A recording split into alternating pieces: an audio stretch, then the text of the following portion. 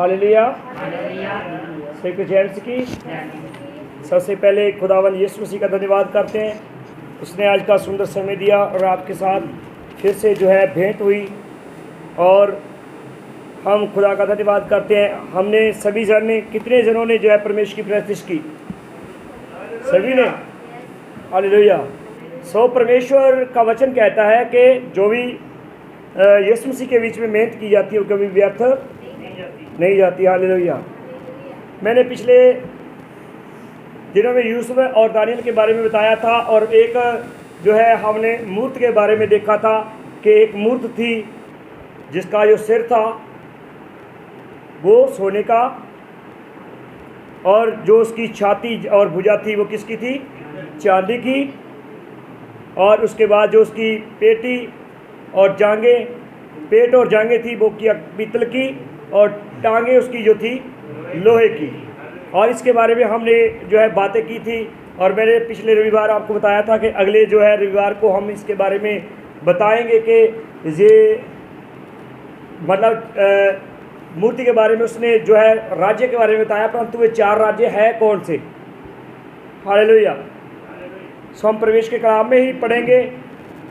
जब हम दानियल की किताब 2 अध्याय उसका 37 वचन से पढ़ेंगे हम, और 37 वचन में लिखा है,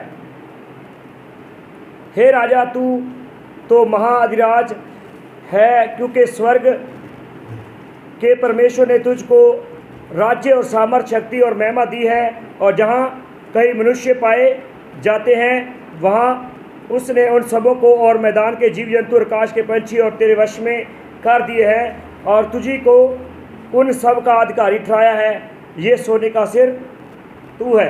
मतलब जो बाबल देश था जहाँ का राजा नबूकदनेस्सर था, ये वो है सबसे बड़ी पावर। अगर हम आज भी नेट के ऊपर, गूगल के ऊपर सर्च करोगे, सबसे जो अमीर जो शहर था, अमीर पावर थी, वो नबूकदनेस्सर बाबुल था। हालेलुया। ठीक है। सबसे ज़्यादा जो बाबल के बीच में सोना पाया जाता था, और उसकी दीवारें मालूम है कितनी ऊंची थी उस समय में? 325 फीट ऊंची थी उनकी दीवारें।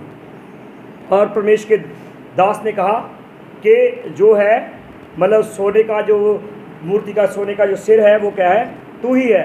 मतलब इतना अमीर स्थान था बाबल देश, और परमेश्वर ने जो है सब कुछ उसके हाथों में दिया।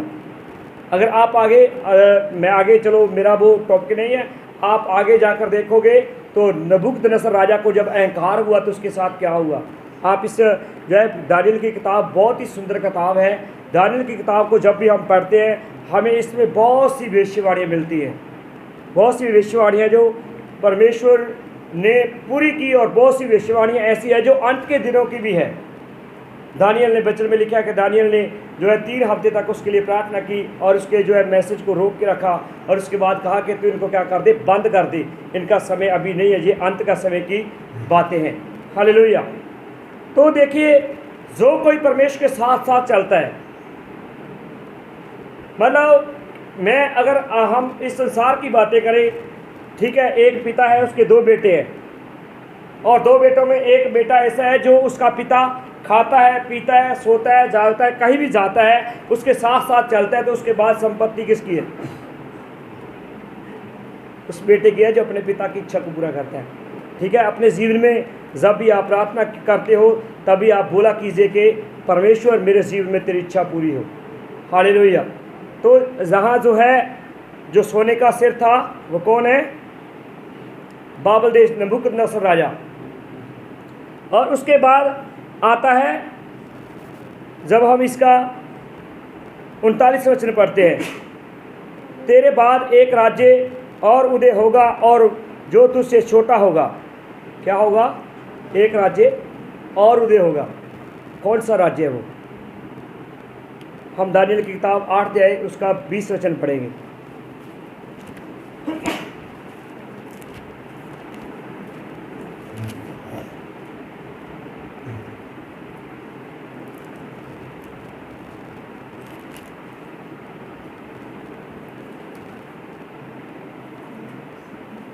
जहाँ लिखा है जो 2 सींग वाला मेंढा तूने देखा, उसका अर्थ है मादियों और फारसियों का राज्य। हालेलुया। ठीक है, बच्चे क्या कहता है? वो राज्य किसका है? मादियों का और फारसियों का राज्य। और हम देखते हैं, अगर आप आज भी सर्च करोगे तो जो है फारस की जो करेंसी थी वो मालूम किसकी थी? चांदी की।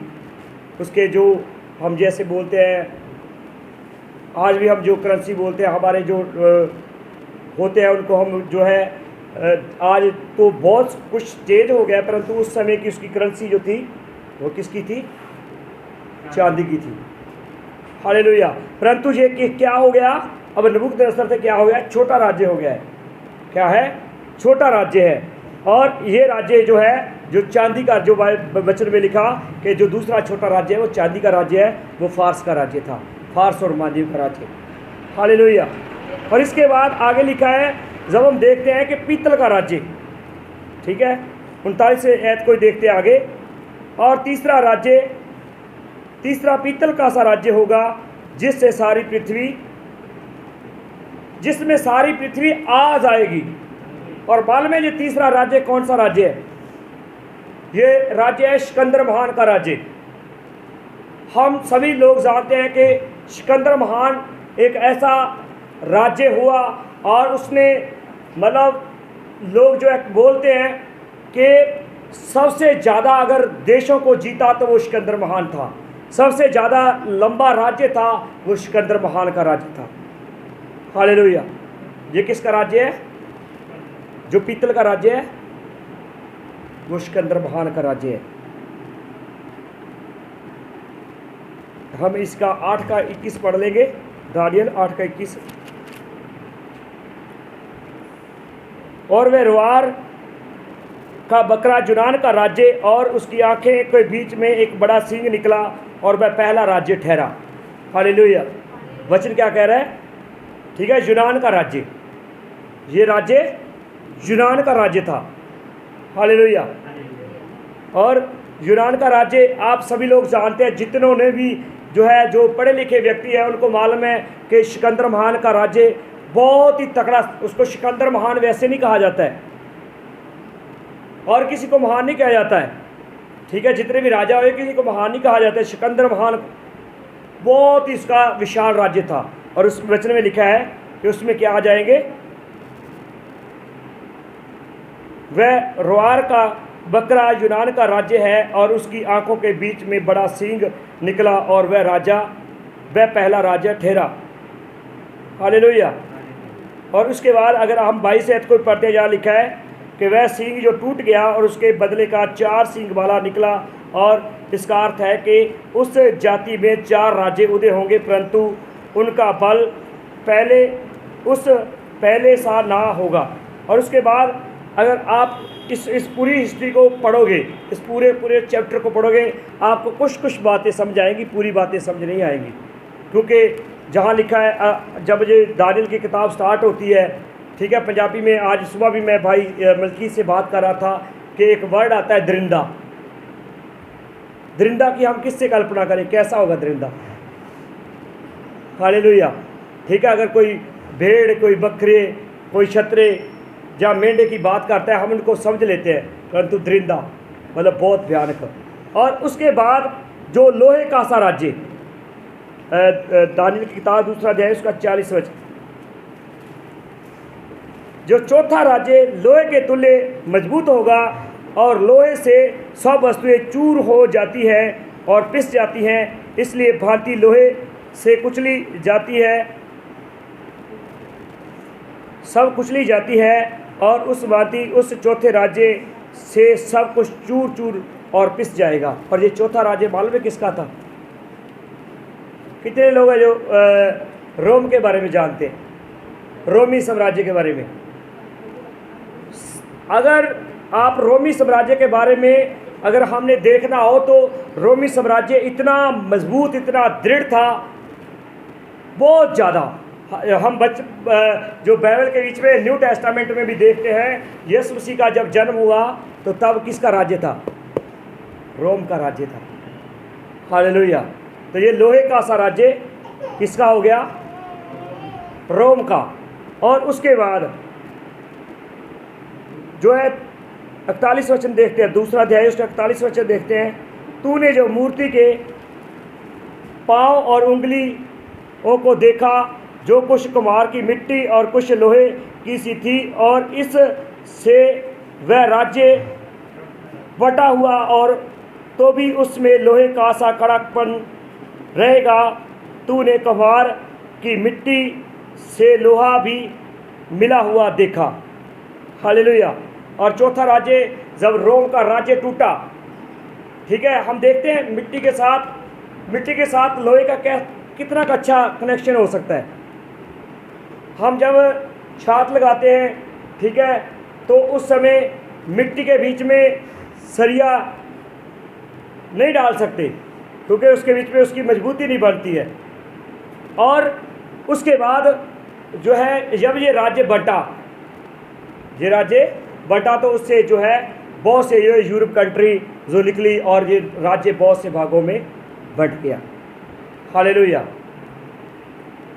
और एक बात अब मैं बात और बताना चाहता हूँ। इसके बाद सब कुछ होने के बाद वचन में जो दानियल ने एक बात बताई कि एक पत्थर, दानियल की किताब दूसरा अध्याय उसका 34 वचन इन राज्यों के बारे में बता दिया। इन राज्यों का जो है ये राज्य इस पृथ्वी के ऊपर आके चले गए। ये भविष्यवाणी पूरी हो चुकी है, और एक अब भविष्यवाणी है जो पूरी होने वाली है, ठीक है। दूसरा अध्याय उसका 34 वचन पढ़िए। फिर देखते देखते तूने क्या देखा कि एक पत्थर ने बिन किसी के खोदे हुए आप ही उखड़कर उस मूर्ति के पांव पर लगकर जो लोहे और मिट्टी के थे उसको चूर चूर कर डाला। मालूम है जे बिन खोदा हुआ पत्थर कौन है? हालेलुया। कौन है? ये खुद प्रभु यीशु मसीह है। हालेलुया। ये चौथा राज्य आएगा, इनके बाद अब जो राज्य आएगा, क्योंकि अब वचन में लिखा है ना कि जो है मतलब भी वो पत्थर जो है उनके लोहे के पाँव में और उसमें पड़ा, और उसको क्या कर दिया? चूर चूर कर दिया। अब एक ऐसा राज्य आएगा प्रभु यीशु मसीह का, जिसके बीच में सब धर्मी लोग क्या पाएंगे? शरण लेंगे, आराम पाएंगे, चैन पाएंगे, ठीक है। और एक बात मैं आपको और बताना चाहता हूँ। जब भजन संहिता 118 अध्याय उसका 22 वचन पढ़ते हैं, वहाँ लिखा है जिस पत्थर को राज मिस्त्रियों ने क्या जाना? निकम्मा। पढ़िए इसको भी, 122 अध्याय उसका 118 अध्याय उसका 22 वचन।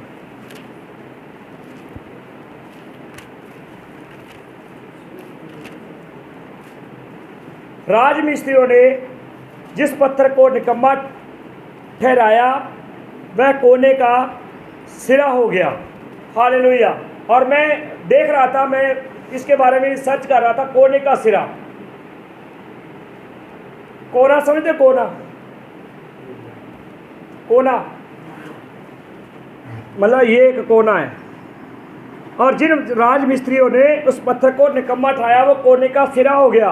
और अब वो पत्थर जो है, वचन में लिखा है, जब हम पत्रस की पत्री को स्टार्टिंग पहला पत्रस दूसरा अध्याय उसका 6 वचन से स्टार्ट करते हैं, तो जहाँ भी पत्रस जो है इस कोने के पत्थर के बारे में जो है बात करता है। पहला पत्रस दूसरा अध्याय उसका 6, पहला पत्रस दूसरा अध्याय उसके 6 वचन से जब हम स्टार्ट करते हैं तो क्या कहता है? इस कारण पवित्र शास्त्र में भी आया कि देखो मैं सियोन के कोने के सिरे का चुना हुआ और बहुमूल्य पत्थर धरता हूँ, और जो कोई उस पर विश्वास करेगा वह किसी रीति से लज्जित ना होगा। मतलब वह कोने का सिरा और वह पत्थर कौन है? वो केवल और केवल यीशु मसीह है। और जो कोई उस पर विश्वास करेगा वो किसी भी रीति से लज्जित नहीं होगा। और 7 वचन में लिखा है, अंत तुम्हारे लिए जो विश्वास करते हैं वह बहुमूल्य है, पर विश्वास नहीं करते उनके लिए जिस पत्थर को राजमिस्त्रियों ने निकम्मा ठहराया वो कोने का सिरा हो गया और ठेस लगने का पत्थर और ठोकर खाने की चट्टान हो गया, क्योंकि वे तो वचन को ना मानकर ठोकर खाते हैं और इसी रीति से वे ठहराए भी गए थे। हालेलुया। तो आज तक हमारे लिए एक मतलब मैंने बहुत बार मनोज बैठा है, इससे भी इस बात के बारे में मैंने पूछा, इसको कहा कि कोने का सिरे का पत्थर मतलब ठीक है ये नहीं बता पाया। परंतु मैं ये नहीं कहता, मैं इसकी निंदा नहीं कर रहा हूँ। क्या है, जिस बात का हमें मालूम नहीं होता है हम उसको दूसरे से पूछते हैं। और आज खुदा का धन्यवाद है, आज वो समय परमेश्वर ने ठहराया कि आज हमारे को उस बात का मालूम पड़ा, वो कोने का सिरे का पत्थर कोई और नहीं, वो केवल प्रभु यीशु मसीह है। और जो उस पर विश्वास करेगा वो किसी रीति से भी, किसी भी प्रकार से क्या है, लज्जित नहीं होगा। हालेलुया। सो परमेश्वर आपके इन वचनों के द्वारा आशीष दे। सभी को जय मसीह की। God bless you all.